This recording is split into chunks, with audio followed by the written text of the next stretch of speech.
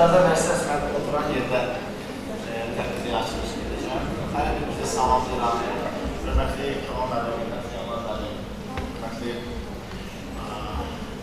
universitetin rəhbərliyi, eyni zamanda bizim dəyərli gənc tədqiqatçılarımız bugün sizlə birgə bu gözəl tədbirdə olmaqdan çox məmnunluq ifadə edirəm.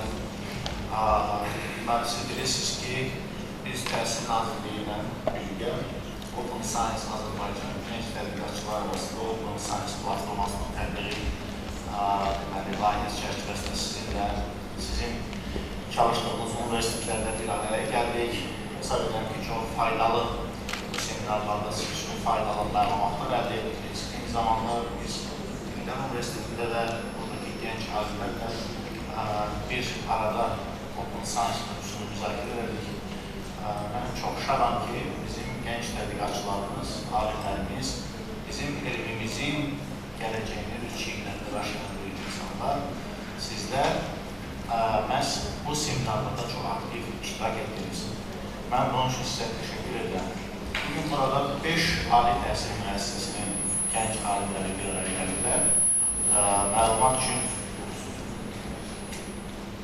üçün bildirim ki, biz 17 universitetdə, hər universitetdə 80 nəfərə əhatə etməklə bu tədbirləri keçirməyə planlaşdırmışdır. Ümumilikdə 1360 nəfəri əhatə etməliydi, amma açığı bütövlükdə bu layihə 1600-dən çox gənc alimi əhatə etdi, çünki maraqları çox idi və istəkləri çox idi. Və nəhayət biz qərarlaşdırdıq ki, Təhsil Nazirliyi rəhbərliyinə qərarlaşdırdıq ki, məhz hər universitetdə 25 nəfər xarici dili bilən, daha çox potensialı olan, daha çox özünü gələcəkdə elmdə görmək istəyən magistrlara cəlb edir, doktorantları, dissertantları və eyni zamanda fəlsəfə doktorları üçün 5 universitet olmaqla bu cür seçilən tədbirləri keçirək. Və eyni zamanda biz Avropa Gənc Alimlər Şurasının bir nümayəndəsini, Macaristan Gənc Alimlər Şurasının eyni zamanda sədridir, Peter Sizabov. Onu dəvət etdik, o sizin üçün Avropa məkanı, ümumiyyətlə Open Science-la bağlı təcrübəni paylaşacaq. Eyni zamanda sizinlə, sizin üçün Macaristan universitetlərində layihələr proqramlarından bağlı məlumatlara paylaşacaq, zərbilən bu sizin üçün faydalı olacaq. Mən çox zamanınızı almaq istəmirəm. Mən sözlü vermək istəyirəm Kamal müəllimdən. Bilən universitetlərin rektorlarının xatim məmnunluğu Kamal müəllimin sizin sözü var. Arasında tədbirimizi ayıracaq. Təşəkkürlər İlqar müəllim. Əziz dostlar, ilk öncə mən hamınızı Dillər Universitetində salamlayıram. Xoş gəlmisiniz deyirəm hamınıza burada. İlqar müəllim qeyd etdiyi kimi 5 universitetin nümayəndələri iştirak edir və mən inanıram ki, bugünkü bu birgə bizim bu, belə deyək də, konferansımız, müşavirəmiz, bunun dəyərlənməsinə nə şəkildə istəyirsə adlandırır bilərsiniz. Uğurla nəticələnəcək, çünki burada qoyulan məsələ də, burada səslənən fikirlər, ideyalarda bizim hamımızı düşündürən məsələlərdir. Yaşından asılı olmayaraq gənc alimləri, yaşlı alimləri, mən bunu heç vaxt başa düşə bilməmişəm, axıracan gəl biz gənc alimlər deyə bir qrupu ayırırıqsa, o zaman qoca alimləri, yaşlı alimləri niyə ayırmayaq? Bir təşrifdə irəli sürmüyorlar ki, yaşlı alimlər təşkilatını yaratmaq pis olmaz. Yəni, burada hər yaş qrupuna aid nümayəndələr iştirak edirlər və mən inanıram ki, burada səslənən fikirlər onların dərin marağına səbəb olacaq və bizim bugünkü görüşümüz prinsip etibarilə alınacaq, baş tutacaq. Mən bizim xarici qonağımızı xüsusi salamlamaq istəyirəm. Bu, Macaristan'da Elm və İnnovasiyalar İdarə Edilməsi Fondunun prezidenti, Macaristan Kənd Təsərrüfatı və Həyat Elmləri Universitetinin dosenti Peter Sizabovdur. Mən onu burada salamlayıram. Biraz bundan öncə Peter'lə bizim Macar müəllimimiz bizim universitetdə dərs deməyə gəlmiş. Macar bizim müqaviləmiz var Macaristan tərəfi ilə.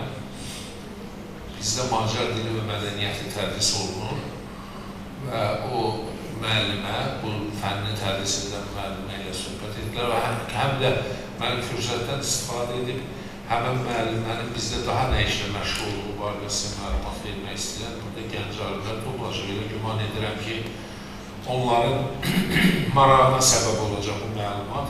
Həmən xanım,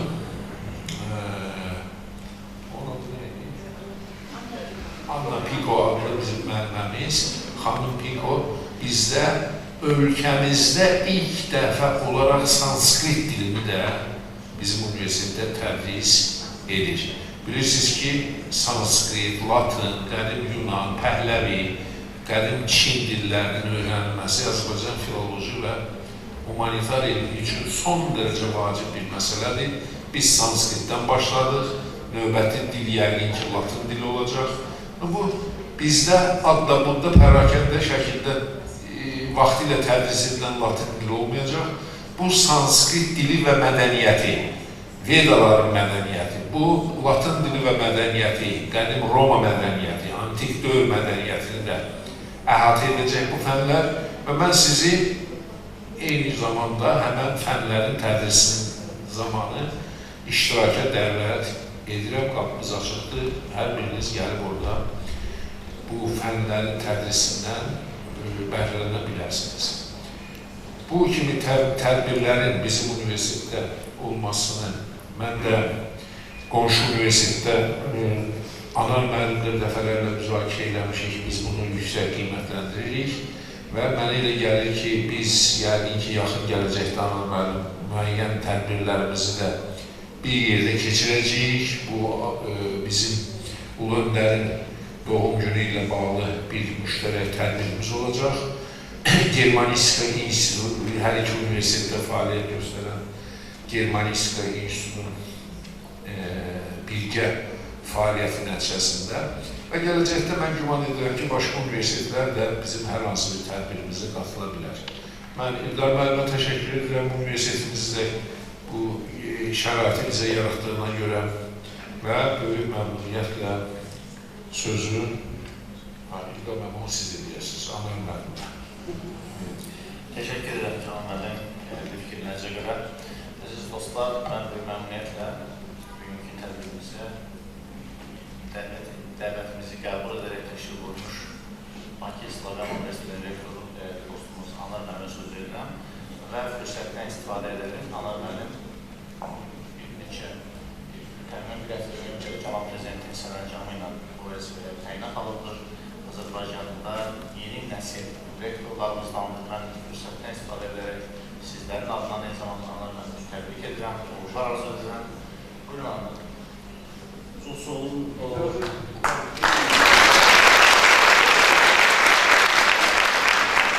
Teşekkür ederim. Hürmetli hemşehriler, hürmetli Canan müəllim, hürmetli İlqar müəllim, əziz kollegalar. Biz bu günlərin Azərbaycan Dillər Universitetində 5 ali təhsil müəssisəsinin gənc tədqiqatçılarının acil bir seminarına toplaşmışıq. Mən düşünürəm ki, mənim eyni zamanda pedaqoji fəaliyyətimin böyük hissəsini məhz bu universitetdə geçdiyini nəzər olaraq, eləcə də universitetin hal-hazırda müəllim olaraq və o cümlədən də bu universitetin ellər proqramının iştirakçısı olaraq mənim də bir mənəvi haqqım çatır ki, bu günlərin burada iştirak edən bütün həmkarları Azərbaycan Dillər Universitetində salamlayıram. Və eləcə də bu salamımız isə böyük elmi pedaqoji potensialı olan Bakı İslam Universitetinin professor müəllim heyəti adından çatır. Bu günlərin çox vacib məsələ Open Science məsələsi ilə bağlı toplaşılıb. Mən düşünürəm ki, bu tədbir maraqlı olacaqdır. Biz ümumiyyətlə ali təhsil müəssisələri olaraq və burada yerləşən bizim gənc tədqiqatçılar hərə öz universitetinin profilinə uyğun şəkildə həmin universitetlərdə elmi yaratma prosesinin nədən ibarət olması məsələlər haqqında biz yəqin ki, düşünürük. Bizim bugünkü cəhdlərimiz və bu eyni zamanda təhsil nazirliyi vasitəsilə həyata keçirilir. Azərbaycan alimlərinin beynəlxalq elmi metrik bazalara çıxışının təmin olunmasından ibarətdir. Ötən illərdə 2020, 2021, 2022-ci illərdə Azərbaycan alimlərinin Web of Science platforması üzərindən iştirakçılığı təxminən ildə 2000 məqalə üzərindən gedir. Biz geriyə dönüb özümüzə sual veririk ki, bizim məqalələr hansı platformalarda çap olunur, hansı jurnallarda, Q1, Q2 səviyyəli jurnallarda biz çap olunur. Ümumiyyətlə bizim yaratdığımız elm, fərd, universitet və cəmiyyət üçlüyündə yerini harda alır. Bizim yaratdığımız elmi tədqiqat nəticələri geriyə dönüşü nədən ibarətdir? Fərd olaraq bizim həyatımızda hansı rol oynayır? Ümumiyyətlə, ali təhsil məsələləri düşünürəm və biz Bakı İslamiyyə Universitetində bu haqda müzakirələr aparırıq. Ali təhsil məsələləri üzərində geri sual verirlər ki, beynəlxalq elmi-metrik bazalarda olan jurnallarda nəşr olunmuş məqalələr və yaxud təxmini statistika edilir. Bu məqalələrin dinamikliyi və belə deyək də, statistikası hansı dövrlərə haqq edir? İnsanlar müdafiə elədikdən sonra yenə də həmin jurnallara məqalələrlə müraciət edirlər. Bunlar çox vacib məqamlardır. Biz universitet olaraq elmi tədqiqat prosesini necə görürük? Bizim elmi tədqiqat prosesimiz alimlərimizin həyatında hansı rol oynayır? Onlar bizim universitetin və cəmiyyətin həyatında, iqtisadiyyatın həyatında hansı rol oynayır? Onlar kommersiyalaşa bilirlərmi? Bunlar çox vacib məsələlərdir. Bu elmi nəticəsi hardadır? Bunlar çox vacib məsələlərdir və mən düşünürəm ki, biz yeni, belə deyək də, yeni dönəmdə, xüsusilə COVID-dən sonraki dönəmdə transformasiya olunan ali təhsil sistemlərində biz bu sualları özümüzə verməli olacaq. Əgər rəqabətə davamlı olmaq istəyirsə, əgər biz beynəlxalq rəqabətdə iştirak etmək istəyirsə, əgər biz bu günlərin bu görüşlərimizin Kamal müəllim otağında istinadlarla bağlı danışılırdı ki, hansı səviyyədə və məqalələrimizə kimlər istinad edir? Səviyyələr nədən ibarətdir? Bunlar çox vacib məsələlərdir və bugünkü tədbirimizin əhəmiyyəti open science, açıq elmə əlçatanlıq, elmi tədqiqat nəticələrinə əlçatanlıq, qarşılıqlı proses olaraq bir ali təhsil müəssisəsində yaranmış elmi yaratma prosesinin nəticələrinə digər, daha qlobal şəkildə kimlər əlçata bilir, necə əlçata bilir və bizlərin elmi nəticələrimiz harada keçərlidir, tədqiqliyi vardır. Ümumiyyətlə, biz doktorantura və doktorantura təhsil proqramlarından və mövzularından danışanda yaratdığımız və yaxud da yaradacağımız nəticələrin aktuallığı ilə tədqiqliyi arasındakı uyğunluğu tuta bilirik, müəyyən edə bilirik. Bunlar hamısı çox vacib məsələlərdir. Və yaxud da ki, biz bu günlər open science-dan danışırıqsa, open science yalnız kitabxana işidir. Biz yalnız kitabxanalara çıxışdan danışırıq. Yoxsa open science daha geniş anlama gələcək. Biz artıq, belə deyək, mobillik məsələlərindən danışırıq. Yəni, kifayət qədər qarşımızda böyük spektr var. Mən düşünürəm ki, bundan öncəki tədbir Bakı İslamiyyə Universitetində olmuşdu və bizim həmkarlar bununla bağlı çox geriyə dönüşlər elədilər və mən əminəm ki, bu günlərdə müzakirələr növbəti mərhələ üçün bizə yeni ideyalar və yeni fikirlər gətirəcəkdir. Bu layihənin belə deyək, dəstəklədiklərinə görə və ərziyyəyə gətirdiklərinə görə əziyyəti keçən hər kəsə öz adımızdan təşəkkürümüzü bildirmək istəyirəm. Başda Təhsil Naziri Cənab Bilginən Nulayev olmaqla və eləcə də bizim hörmətli həmkarımız Vüqar müəllim olmaqla ki, İlqar Orucov ki, həqiqətən bu vacib layihəni bizim ali təhsil məsələlərində çalışan gənc tədqiqatçılarla birlikdə həyata keçirilir. Və mən də öz adımdan bir daha təşəkkür edirəm bütün təşkilatçılara və işinizdə oluruz. Çox sağ olun. Təşəkkür edirəm Anar müəllim. Anar müəllim çıxışında çox vacib məqamlara toxundu və mən də düşünürəm ki, əslində 4-cü sənaye inqilabının vacib çağırışlarından biri odur ki, universitetlər qurmaq, eyni zamanda elmi kommersiyalaşdırılması, biliklər iqtisadiyyatı, yəni bütövlükdə 4-cü sənaye inqilabının gətirdiyi mühüm aktivlər əlbəttə ki, bunlardır. Bu istiqamətdə biz sizinlə birgə mütləq şəkildə düşünməliyik və bu istiqamətdə əlbəttə ki, dövlətimizə, dövlət başçımıza, ölkəmizin bu istiqamətdə gördüyü işlərə dəstək olmalıyıq və bunun bir parçası olmalıyıq. Əlbəttə ki, bütün bunların bu yükün altına çiğnəni verən insanlar məhz sizlər olacaqsınız. Mən indi sözü vermək istəyirəm deməli bizim Macarıstan Elm və İnnovasiya İdarə Edilməsi Fondunun prezidenti, Macarıstan Kənd Təsərrüfatı və Həyat Elmləri Universitetinin dosenti Peter Slavia, Macarıstanda Ali Təhsilin Rəqəmsal Transformasiyası, Open Science mümkün imkanlarla təşkildir. Biz yəqin ki, aşağıdan izləyəcəyik. Amma çox xahiş edirəm, biz diqqətlə qulaq asın və sonra bizim müzakirələrimiz olacaq. O müzakirələrdə siz hər birinizi aktiv olmalı dəvət edirəm. Çox sağ olsun.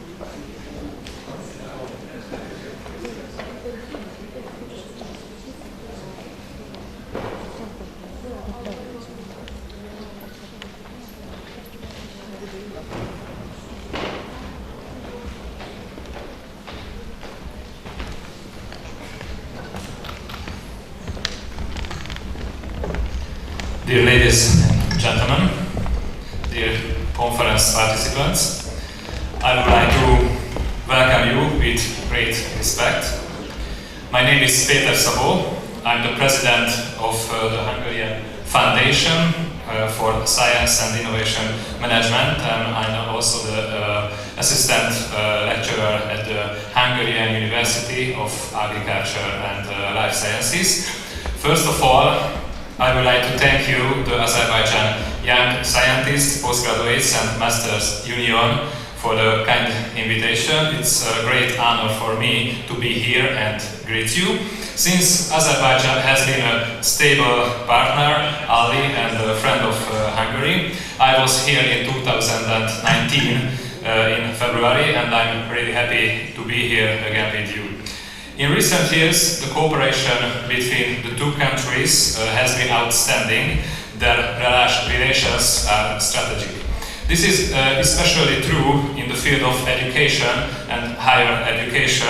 And as you know, Azerbaijan young people can receive a scholarship in Hungary in compliance with the bilateral scholarship agreement concluded in 2012. The scholarship covers the tuition, dormitories and monthly spending money. The Azerbaijani Hungarian Youth Union, created by Hungarians and Azerbaijanis, young people studying and working in Hungary, is also operating. Their main goal is to develop the Hungarian-Azerbaijani youth relations through communication between the two groups. As an agricultural expert, I'm also pleased that there has been great progress in the cooperation between the two countries in the field of agriculture and food processing, particularly in the field of greenhouse construction.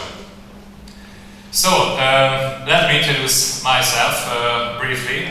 As I mentioned, I'm an assistant lecturer at the Hungarian University of Agriculture and Life Sciences. I'm going to talk about my university at the beginning of my presentation, and I'm also the president of the Hungarian Foundation for Science and Innovation Management, and I also work for the Ministry of Innovation and Technology with the framework of the Digital Wellbeing Program, and I was responsible for the Hungarian digital higher education during the recent years. And I was also the president of the Association of Hungarian PhD and DRA candidates, so we had a lot of issues regarding the a lot of issues and projects regarding to the Hungarian, improving the Hungarian higher education systems. And about my university, so as I mentioned, I am the assistant professor of the Hungarian University of Agriculture and Life Sciences. Briefly, MATE. This is the name of the university. It was previously the Szent István University. It was a Hungarian university, but now it is a new university, was established in the last years. And this university, now one of the largest agricultural focused, multidisciplinary higher education institutions in Europe.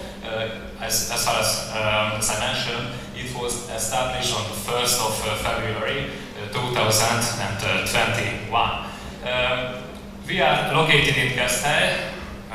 This is Gänc. It's a small city, not far from the Lake Balaton, but the center of the university is located in Gödöllő, and we have 5 campuses. The center of the university is Gödöllő, and we have campus in the capital as well in Budapest, and we have also campus in Keszthely, the western part of Hungary, in Kaposvár. We have agriculture and sciences in Kaposvár, and we have also a small campus in Gənc.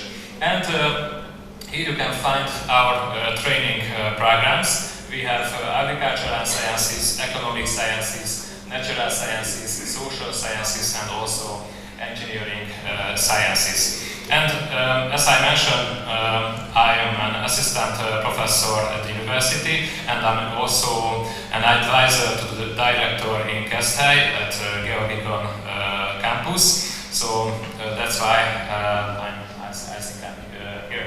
So today I'm going to talk about mainly open science, because the conference examines a really current topic, which is open science, and I would like to share with you a couple of practical advice on open access publishing. As you can see, I'm a young researcher, so I haven't got so much experience because of this, but I try to figure out some interesting facts, some own experiences in this field. And I'm gonna talk about the Hungarian research, development and innovation ecosystem, and I would like to give you an overview about the Hungarian higher education system, about the Hungarian digital transformation of higher education, and I also give you some expressions about the national policies, try to address these challenges, and at the end of my presentation I'm gonna give you some interesting scholarship opportunities in Hungary. So let's begin with the game. Please, if you have a smartphone, read this QR code at first. But if you haven't got a QR code reader on your smartphone, you can write this website, menti.com, so please do it now. And if you can access this website, you should write this voting code 9922 6 7, 3 and 6. I'm gonna wait a little bit. Is it working?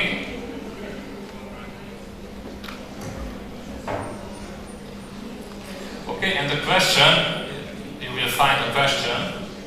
What comes to mind about open science? Please write 3 words, 3 expressions regarding to the topic of open science.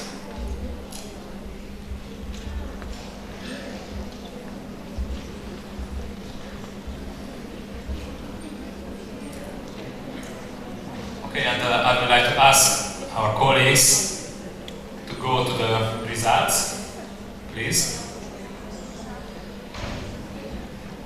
Go to the results, please. No, not this, on this.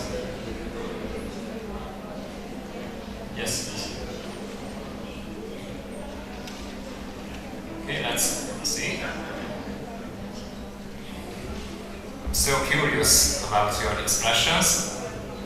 Okay, let's see that. Yeah, the first one, please. The first one, please.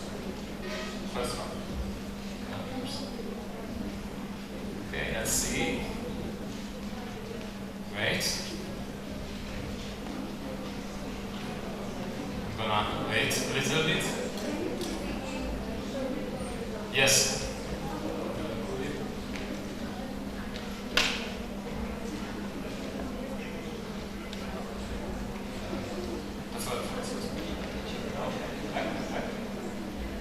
Yes. This is the voting code. Yeah, back one side. So 9922, 6, 7, 3, and 6.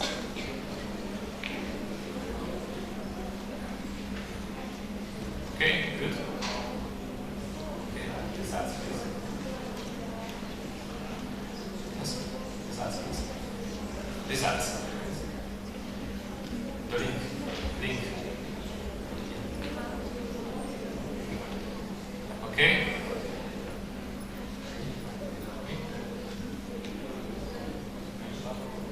Okay. Okay, it's great. The most important words are science, knowledge, research, article, innovation, opportunity, transparency is really good. As well, new tools. Okay, great. Thank you very much for your participation. Thank you. Okay, and let's start with the topic of open science. The Berlin Declaration, you can find the Berlin Declaration slide. Berlin Declaration on open access to knowledge, the science and the humanities of 22 of October 2003. As you know, it was written in English. It is one of the milestones of the open access movement, open access topic. The wording of this English version shall prevail, and this declaration about open science means establishing open access as a worldwide procedure ideally requires the active commitment of each and every individual producer of scientific knowledge and holder of cultural heritage. Open access contributions include original scientific research results, raw data and metadata, source materials, digital representations of pictorial and graphical materials, and scholarly multimedia material. So this was the first milestone of open access movement. It was a Berlin Declaration. And about the open science, it is such scientific practice which allows collaboration, free use, if you can see in this picture, recycling, reproduction and the distribution of research data, laboratory records and other information generated in the research process. And it is a movement in which research is collaborative, transparent and accessible. Its main objective, the open science, is to promote the continuous development of research and science organization, and digital technologies are used to share the knowledge generated this way. The problem is known, in my opinion. The subscription fees to scientific journal has increased significantly in the recent years, which is a problem for all research organizations, all universities in all over the world, even the big ones. This is not a problem of some research center of some universities or some countries or continents, but a global trend. It is interesting. The Harvard University also had to cancel the subscription for some journals because the costs have increased too high in the recent years, we try to solve this problem by providing free access to scientific journals. And this topic, why is it important for us? As you can see in this picture, there are a lot of advantages of using open science, of to publish in an open access journal. For example, the researchers in developing countries can see your results, can see your methods, and so on. Citizens get value for their investments, for the taxes, and you can fulfill your subvention roles. And I think it is also very important that the public will have access to research results, and the practitioners can apply your findings, and your research can influence the policy, which is also very important, I think, nowadays. I think today it is unacceptable that researchers acquire grants for research, produce scientific results, and criticize articles in periodicals, in scientific journals, and they still have to pay exorbitant amounts to have their own results published. This is a fundamental transformation that is very important for us to reduce the costs of scientific communication and not to increase it. Access to research results for every involved person contributes to better and more efficient science and innovation in both the public and also the private sectors. With the widespread of using open access, almost everyone will be able to get access to scientific information from secondary schools to innovative companies. So I think we are in the crisis of scientific communication because the commercial publishers have increasingly taken control of scientific journals and scientific market, and the prices of journals are also outpaced general inflation, so it is increasing, and the range of scientific journals which have become increasingly difficult to access has expanded significantly. And we have new challenges in the field of scientific results and scientific publications, and we are in the process of the spread of electronic publishing. At first, at the request of publishers, authors transferred copyright to the publisher and had to obtain special permission from the publishers to use their own work. In order to disseminate the results openly, authors must insist on the rights. And it is also very important, I think, the cost of scholarly resources, because the growth of journals and their rising prices are forcing libraries to unsubscribe these journals. And cancellation will lead also to another increase in journal prices, so I think it's a bad processing. The results of this vicious circle is a dwindling leadership and limited access to information. And it is also a very important issue that surveys show that achieving open access to research increases their impact and visibility, and furthermore the movement draws the attention of authors to their conscious handling of copyright. For example, the Sherpa and the Romeo database provides information on publishers' open access policies. I'm gonna talk about this kind of websites. And it is also a very important question that institutional and scientific repositories are also operating in order to ensure open access to scientific works, and more institutions or scientific societies are creating repositories into which authors can upload their works. And we have some websites, as I mentioned, for example, the Directive of open access repositories, collects and provides information on scientific open access repositories all around the world. And the first practical question is where to publish open science. Nowadays, more and more publications are being published. Approximately more than 28,000 publishers publish 1 million journal articles annually, so I think it's a huge number. And a new journal is launched every week, so I think it's unbelievable. So it's very difficult to find up-to-date information on where to publish and which are the trusted journals or periodicals.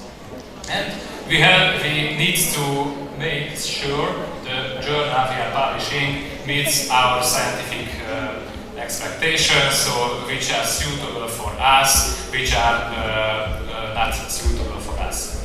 And there are also some practical questions, for example, where to publish open access, and there are some aspects we have to consider regarding this topic. At first, do you know the journal you want to publish in? I think it is really important question. And the second important question, in my opinion, have you read any articles about this journal and in this journal? For example, are articles previously published in the journal?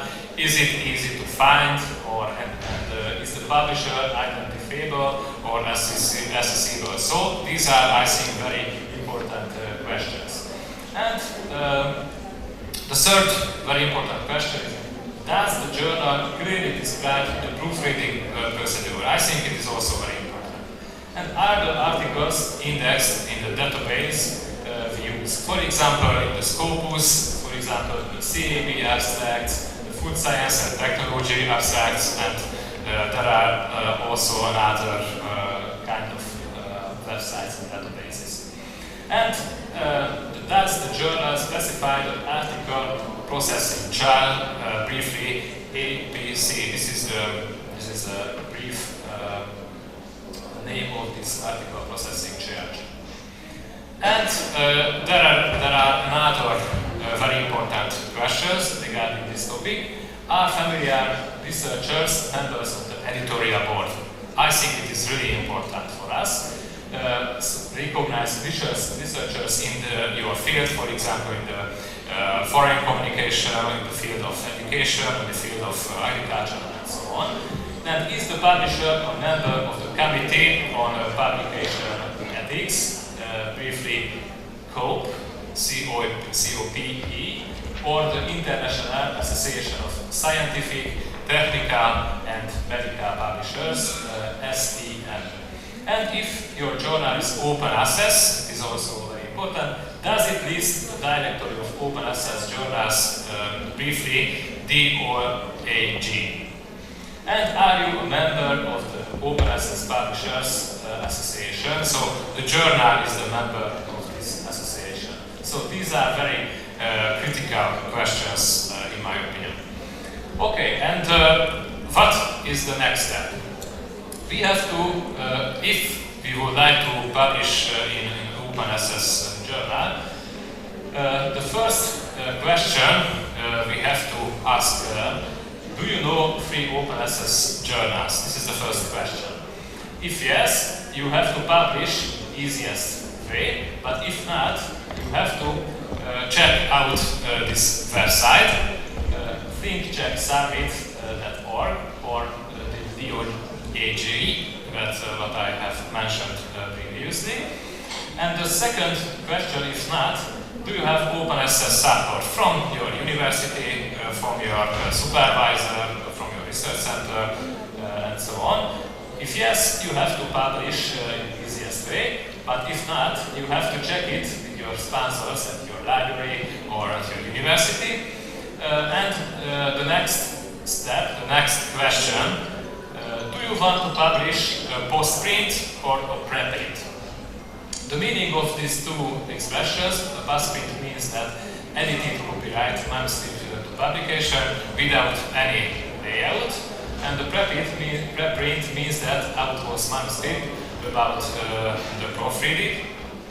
And if you want to publish as a postprint or as a preprint, I suggest you to find this website as well, sherpa.ac.uk,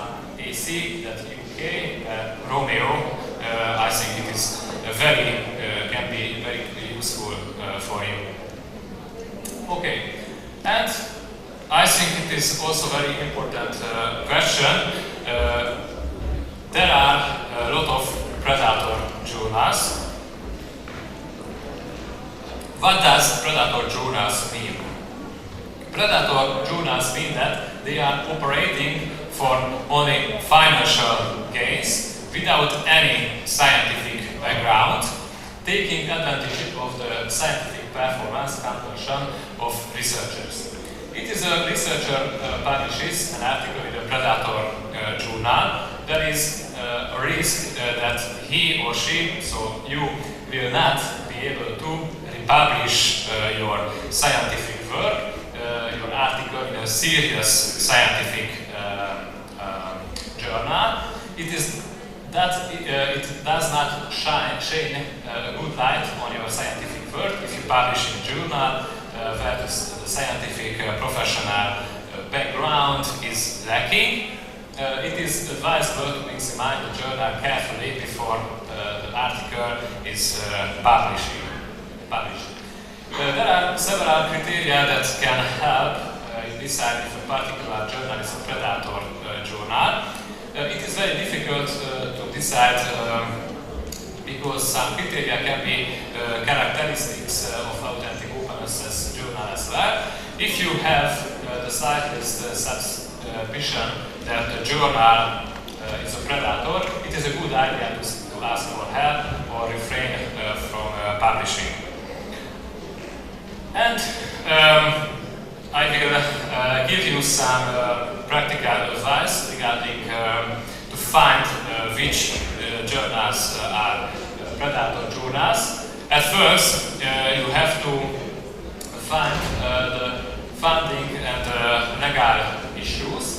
At first, the researcher will not be informed in advance of the communication fee. I think it is very important. And the copyright of the articles is reserved by the publishers. And the second very important issue, that the professionalism. Because if you will examine this journal what you are thinking about, you have to examine the website of the journal. At first, the editorial board is usually small and does not include recognized professors and researchers in the editorial board team. And their website is unprofessional, has typos or broken links and casual advertises, for example, and more and more. And it is also very important, and this is also bad, that there are not impact factor, and articles are not selected professionally, and the article is published very quickly without the need for professional proofreading. So you will send your manuscript to the journal, and it will appear very short time. And the third thing we have to aware of it are the name, mission, and scientific classification of the journal. I think these issues are also very important. For example, the name of the journal does not match the mission of the company, and the journal titles are too general. For example, a journal of education, and the content of the articles differs from the field of study of the journal, and incompatible disciplines are included in the journal. For example, the name of the journal is International the Journal of Business, Humanities and Technology. And I think it is also very important the content. Researchers are approached for articles in solicited emails. The publisher's registered office does not match the name of the journal, and they have a Western headquarters but actually operate in developing countries, and they only provide email and internet access to the contacts. They hide the actual location of the journal. So these facts can be, it is a predator journal. So we have to be aware of this. And what are the serious journals? How can we find the serious journals? What can I suggest for you? And first, the editorial board includes internationally recognized professors, researchers in your field. I think this is one of the most important things. And second important thing is Thomson Reuters indexes provides impact factor, their links can be checked. The third important thing that they are listed in the directory of open science journals. I have mentioned it previously. And the publisher is a member of OASPA, so this is the website. If you have smartphone, you can check this website, and here you can find some search platform. You can write the name of the journal, the scientific area, and after that you can have access which are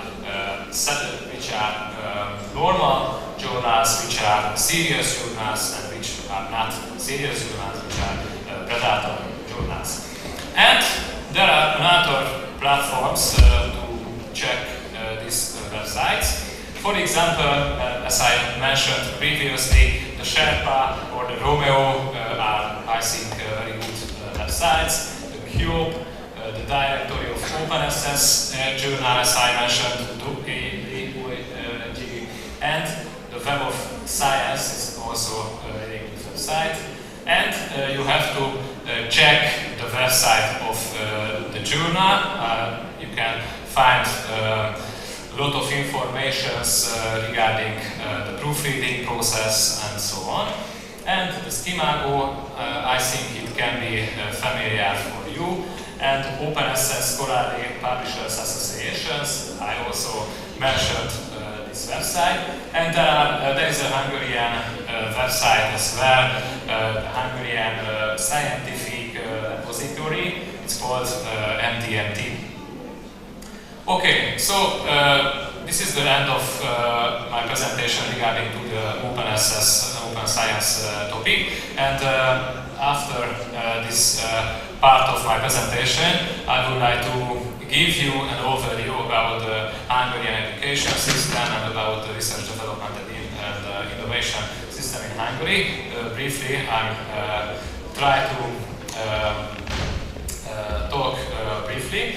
And since 2010, in Hungary, the amount of research and development expenditure has doubled, and we have got a lot of very good results in the field of research and development and innovation. Here you can find some data regarding this topic.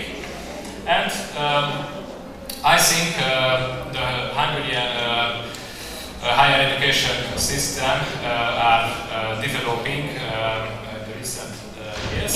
We have now more than 280,000 students are enrolled in the higher education systems, and here you can find some statistics and data regarding the higher education system in Hungary. And here you can find also some statistics data regarding the public spending on education. Here you can find Hungary, and the first country is Norway regarding to the public spending on education in the tertiary sectors, but this is a percentage of GDP. So the first one is Norway, and here you can find the private spending on education. Hungary is in the middle, and the first countries are China and the USA among the OECD countries. And here you can find some tables, some diagrams regarding to the Hungarian higher education systems. We have some tertiary education students. You can find the proportion of them. And this color means the bachelor students in Hungary. The orange one are the master students in Hungary. And as you can see, we have also PhD training programs. We can have approximately 2,000 PhD candidates in Hungary every year. And here you can find the scientific areas and the training programs in Hungary. The most important are the technical students, the economy studies, the social studies, for example, the educational studies, informatics. So these are the most important scientific areas in Hungary. And here you can find the Hungarian universities. Most of the Hungarian universities are located in the capital, in Budapest. The largest universities are located in the capital, and we have also bigger universities in the countryside, for example in Debrecen, the eastern part of Hungary, and Szeged. This is also one of the biggest universities in Hungary. And we have Pécs, the south part of Hungary, and Győr, the western part of Hungary. And we have some strategies and policies regarding to research and development. I don't want to talk about a lot regarding this topic. And we have some really interesting projects regarding to the development of higher education in Hungary. For example, the digitalization process. I think it is interesting that in 2020 all Hungarian institutions, higher education, can use national integrated digital platforms, use online learning management systems, provide Wi-Fi and broadband internet in the campuses, provide some e-content and learning materials, and provide some library services for the students. And here you can find the map of Hungary. We have some innovation parks, national laboratories, and you can find also the universities and competence centers. And we have strategies regarding to the digital education, and these are our objectives in this field.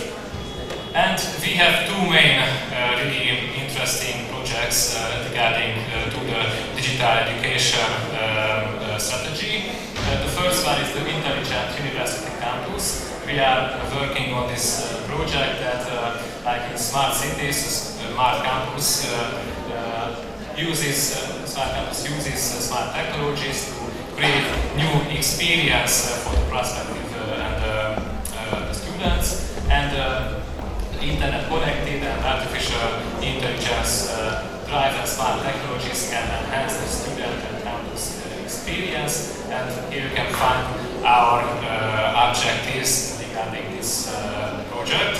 And we have another project, the Smart Campus project. We have some pilot applications. I don't want to talk about a lot, just I'd like to give you some examples regarding these topics. And I think it is also very interesting topic that in Hungary there was a model change regarding to the higher education institutions. It means that most of the Hungarian universities are operating as a foundation. The first reason for this change is following foreign examples, because several of the top 100 universities in all over the world are operating as foundations, and universities universities being transformed into foundations is a global phenomenon. And the first university in Hungary was the Corvinus University in Budapest, also comes from abroad. And there are some advantages of, I think, of changing the structural model. For example, the predictability, and it has also advantages regarding the university staff. For example, the parties are free to agree on the employee salary, and the higher salary would allow the best professionals to teach at the university. And the model change would allow additional resources to be raised, as private capital would play a role in the easiest and more effective financing of the university. And we have some actions regarding to the young researchers. I don't want to talk about a lot, just would like to give you an overview. These are our objectives in the field of young researchers. And I think it is also a very important issue that the STEM fields are becoming more and more attractive within the European Union. Here you can find some data that STEM are more popular at higher levels of education. It means that science studies, technology, engineering, and mathematics. So these topics, these studies are becoming more and more widespread and more popular within the European Union. And engineering is most popular among upper secondary vocational graduates, doctoral students favor natural sciences. And that's why we established a new doctoral program in Hungary. It's called Cooperative Doctoral Training Program. Here you can find the proportion of doctoral degrees also in Hungary and in the European Union as well. And our goal, our objective was the introduction of a special training system designed to meet the needs of professionals for the technological leap forward to companies. And the solution was develop cooperative doctoral training system in which companies and university doctoral schools jointly develop training programs. And here you can find some information about this cooperative doctoral program. This cooperative doctorate program primarily operates primarily in the STEM sector, so are ready to extend the knowledge in the latest scientific research findings and committed to making use of the expertise to the benefit of society and economy. And I think it is very important that the grantees will receive huge scholarship within this PhD program, so it could be interesting to join to this doctoral program.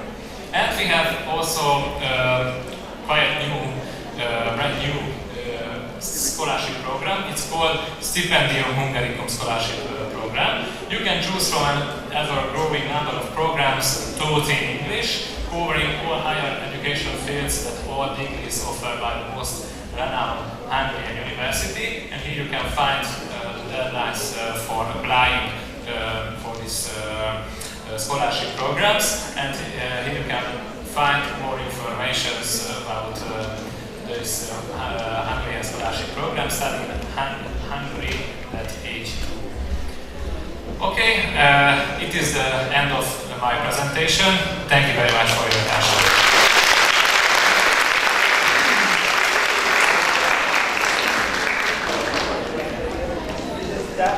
Soğanlar varsa buyurun dersleri. Burada bir kapım var. Soğanlar varsa buyurun. Buyurun. Ben size söylemeye geldim.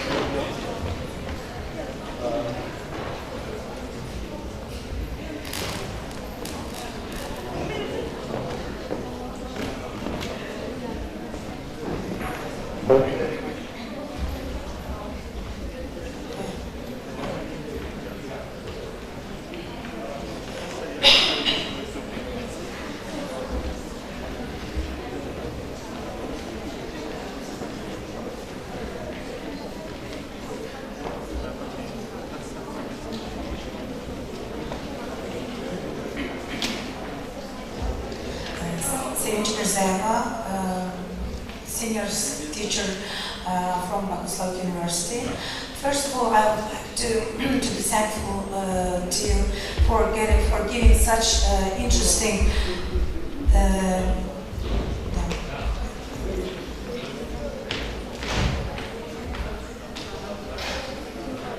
Can I give my question? Yes, absolutely. I'm a senior teacher from Bogosław University. I greet you, and first of all, I would like to be thankful to you for giving so interesting information about this project.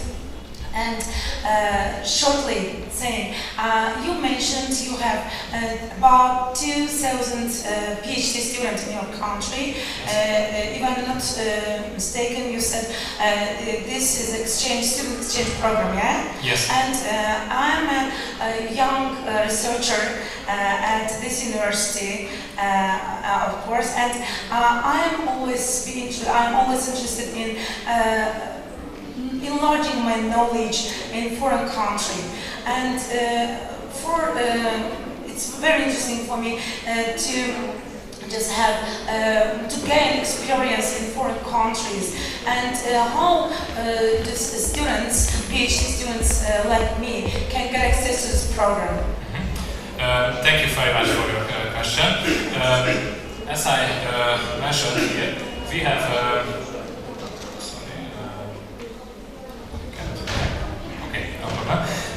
we have a website, studyinhungary.com, and we have an online platform to apply for these scholarship programs. You can find the deadlines here, but it's not working now. And you have to apply for a university for training programs. I think every university can offer training programs. So if you are a professional in, for example, foreign studies, you can find, I think, 2 or 3 universities offering this kind of training programs, and you will apply for a university and apply for the PhD training program. And after that, there will be discussion with the professors, with the trustees, and if they accept your application, after that you will have an invitation letter to Hungary, and after that in September you can begin your studies in Hungary. And this scholarship program will cover your the cost of training programs, cover your accommodation, and you will also have scholarships for every month, but you will be in Hungary. So this is the process. Yes.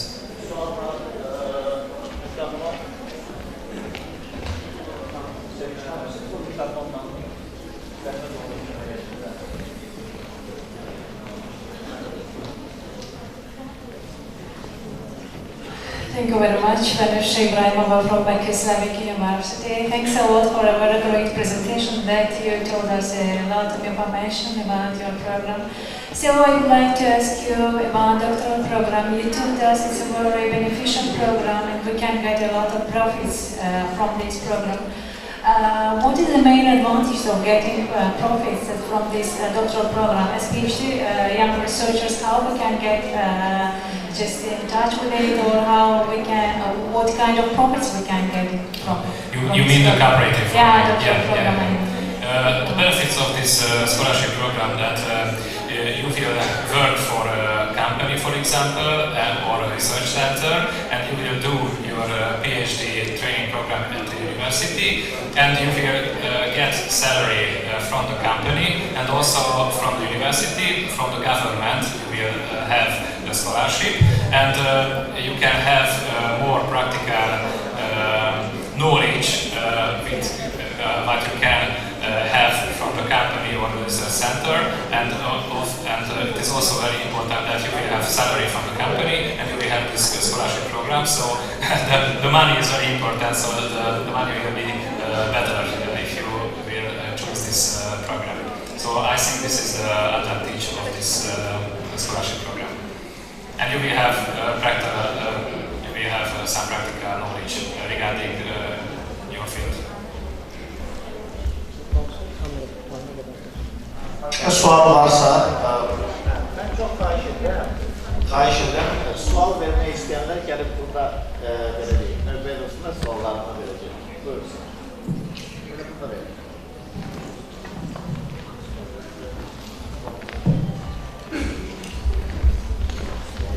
Good afternoon. Thank you very much for interesting presentation, Dr. Sabo. I would like to ask about your foundation because you gave a wide range of information regarding scholarships and so many things, but lack of information about the foundation. You are actually the president of the foundation. Under the state law, this is NGO, and how you support the scholars? It's only for Hungarian scholars or this international foundation. Can you share a little bit about this? Of course, thank you. You mean the Hungarian Foundation of Science and Innovation Management deals with mainly scientific projects, and this association is operating next to the Association of Hungarian and DLA candidates. It is an NGO, and we have collaborations with different universities in Hungary and also abroad, and we have common projects with the Association of Hungarian and PhD and DLA candidates, so we are working together, and we haven't got any scholarship programs and so on. We are focused on the development of Hungarian education system and development of young researchers. So that's why we are dealing with it. Thank you.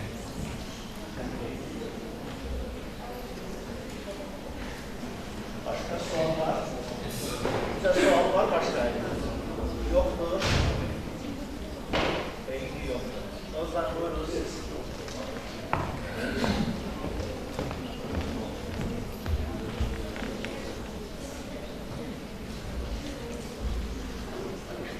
It's not working.